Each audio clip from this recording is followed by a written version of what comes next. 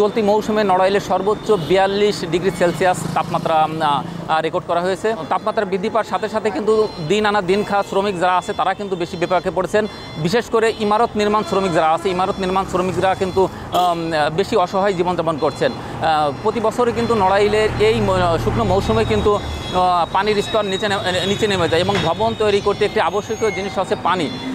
এই নিচ থেকে যেহেতু পানি কম উঠছে, পানি কম ওঠার ফলে কিন্তু বেশিরভাগ ভবন নির্মাণ যারা করছেন এই মালিকরা কিন্তু ভবন নির্মাণ বন্ধ করে দিয়েছেন, যার ফলে কিন্তু নড়াইলে প্রায় 30,000 ইমারত নির্মাণ শ্রমিক কিন্তু বেকার হয়ে পড়ছেন। তারা কিন্তু এক ধরনের মানবতার জীবনযাপন করছেন। শুধু ইমারত নির্মাণ শ্রমিক নয়, দিন আনা দিন খাওয়া যারা আছেন, ভ্যান চালক, ইজি বাইক চালক সহ অন্যান্য পেশায় যারা জড়িত তারা কিন্তু একদম বাধ্য হয়েই কিন্তু রাস্তায় নেমেছেন। এবং এ ব্যাপারে আমি কথা বলেছিলাম নড়াইল সদর হাসপাতাল চিকিৎসক যারা আছে তাদের সাথে। নড়াইল সদর হাসপাতাল চিকিৎসকরা কিন্তু আমাদেরকে জানিয়েছেন যে তীব্র তাপদাহের কারণে কিন্তু সকাল এবং বিকালে যখন সূর্যের তাপ কিছুটা কম থাকে তখন কিন্তু এই শ্রমিকদের কাজ করার পরামর্শ দিচ্ছেন এবং বেশি বেশি করে পানি এবং খাবার স্যালাইন খাওয়ার পরামর্শ কিন্তু তারা দিচ্ছেন। তো এই ছিল নড়াইল থেকে তীব্র তাপদাহের সর্বশেষ।